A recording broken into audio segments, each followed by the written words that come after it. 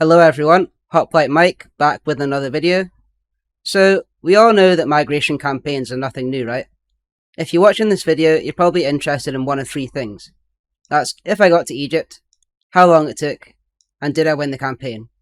So I've made a short video covering the entire campaign, cutting out all the bits that you don't want to see. In the first 10 turns, I sat back and built up the economy. I took Tara, the settlement in Ireland, to generate more money per turn, built income generating buildings in the settlements on the British Isles, and built an upgraded wall in Samaria to defend against the many sieges.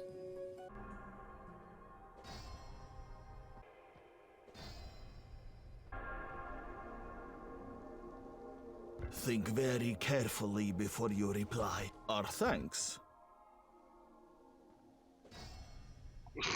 We're surrounded. We're under siege. These chariots are pretty handy in a siege. Between turns 10 and 20, I built a near fully stacked army of Voyage warriors and generals, as well as a naval fleet strong enough to make it through the Mediterranean. So here we are on turn 20 then, ready to set off for the sunny shores of Egypt. We've managed to build up a healthy bank balance. We've got a fleet of 10 ships with 16 of the finest units aboard. We've got 5 generals, also being chariots, and 11 infantry based. And with that, the soldiers set off in search of pastures new. There's only one way to get to Egypt from Britannia of going by sea. That's around the coast of France down towards Spain, around the Iberian Peninsula, and then from there it's plain sailing through the Mediterranean. There was 2 or 3 danger zones, I would say, when making this voyage. The first is around the coast of France, where there would likely be Gaul fleets lingering, and the second is south of Italy and south of Greece, because both the Roman and Greek factions do have roaming fleets. I had a couple of sea battles with the Gauls on the way, but nothing too concerning. I didn't really have any major trouble until I got south of Greece, where I was ambushed by a substantial pirate fleet.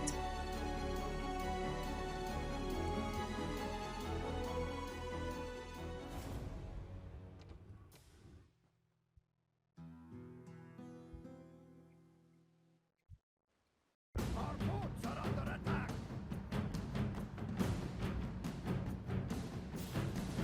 Sea Battle 3.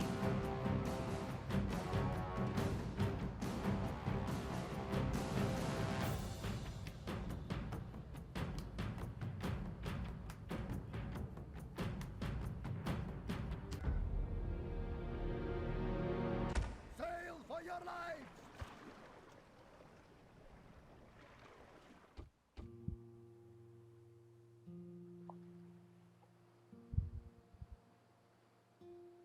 Boats ready. So after narrowly escaping the pirates, we were able to continue our voyage. It did get lucky in the sense that after losing the battle, we did retreat to the east, which meant it pushed us closer towards Egypt. If I had retreated towards the west, then we would have been further away and they would have been able to continuously block our path. 19 turns after leaving the coast of the British Isles, we finally made it to the Great Lighthouse of Alexandria. These soldiers have not seen dry land for nearly 10 years. So, after landing off the coast of Alexandria on turn 39, I immediately headed to Memphis, as it has the Pyramids Wonder that nullifies the penalty effects of Egyptian buildings for non-Egyptian factions. 3 turns after landing, I made it to Memphis, where I laid siege and I was met with limited resistance. The next turn, I captured Memphis and immediately sent a force to Alexandria, because my armies were not depleted from taking Memphis. Once again, I was met with a small garrison. So after landing on turn 39, I had taken Memphis and Alexandria by turn 43. On taking Alexandria and Memphis, I did exterminate the population in an effort to reduce the public order penalties due to squalor, which can become unmanageable in these high population cities.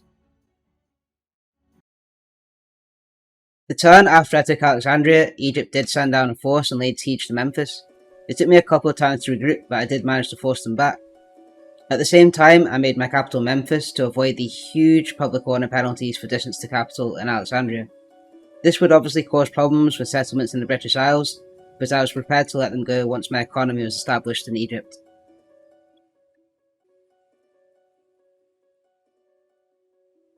In the next few turns, Egypt sent a few forces down which I had to deal with, and I struggled to keep public order happy in Alexandria and Memphis. At the start, expanding was very slow because of the public order penalties due to squalor. I needed to keep big garrisons to keep public order happy, and simultaneously field sufficient armies to deal with Egypt and capture more settlements. I landed in Egypt with a lot of gold due to my settlements in the British Isles, and I was able to get about 10k from exterminating Alexandria and Memphis, but it was around this time that I started losing a lot of money as my economy buckled under the pressure of the number of military units required. Expansion was necessary to increase my income. It would be turn 55 before I was able to spare parts of my garrison to head down and take Thebes. I captured the settlement on the next turn, being turn 56. Between turns 55 and 67, not that much happened. I was constantly trying to stabilise my economy, trying to strike a balance between public order and finances. Numidia declared war on me and then requested a ceasefire one turn later, and I also entered an alliance with Parthia. On turn 67, I sent a force east to capture Petra, the fourth Egyptian city. I reached it on turn 70 and captured it the next turn. So after capturing Petra, I finally felt like I was in a good position financially for what felt like the first time since landing in Egypt. With the economy a bit better and Egypt pushed back for the time being, I took the opportunity to upgrade the barracks in my cities to the tier 3 Hall of Heroes, which gave me access to the Britannia late game infantry, the Chosen Swordsman. I was finding in my battles, my armies weren't doing well against the Egyptians. The pikes meant you can't really take advantage of the chariots like you can against other factions, and I didn't really have another way to overpower them. So I felt like using the Chosen Swordsman might be a way to turn the tide of battle with their morale and high defense.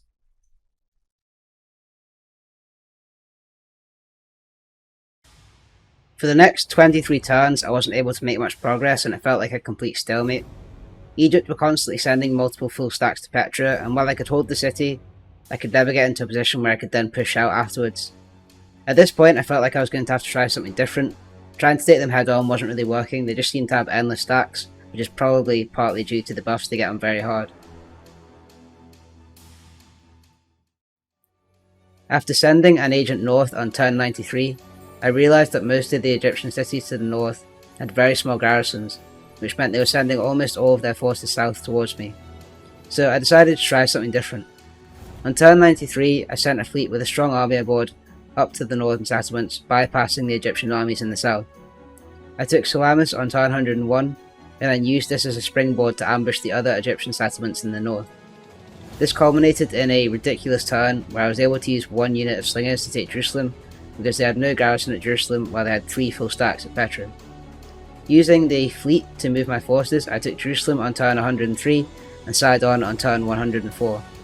At this point I'd taken most of the Egyptian settlements and I felt like the tide was beginning to turn.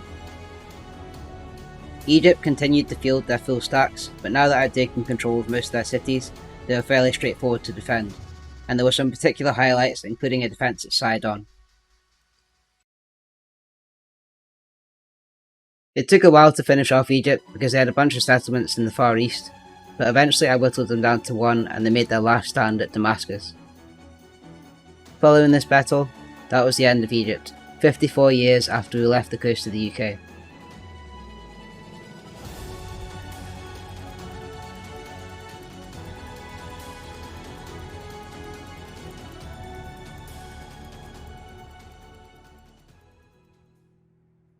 So, to answer the final question then, no, I didn't finish the campaign. I stopped playing after I'd defeated Egypt because I felt as though the objective had been met at that point. To me, the challenge was, is it possible to migrate to the other side of the map on very hard difficulty and win the campaign from there? Whilst I didn't win the campaign, I had got to a stage where I was established on the mainland to the extent I wouldn't be kicked off, and victory was reasonably possible. At the point of stopping, I basically had control over the whole right hand corner of the map, as I've been simultaneously pushing against Numidia in the west towards the end. There's also a stage that you can get to where money essentially becomes no object and you can field unlimited armies and bulldoze your opponents. I feel on this campaign we were there or thereabouts. The real challenge on this one was dealing with Egypt in the early game and trying to manage the public order. Once I had taken most of the settlements off Egypt, a lot of the challenge had gone. So I think that'll be it from me on this one. I hope you enjoyed the content. I can certainly keep going with this campaign if there is demand, just let me know in the comments. Otherwise, please like and subscribe, and I'll see you on the next one.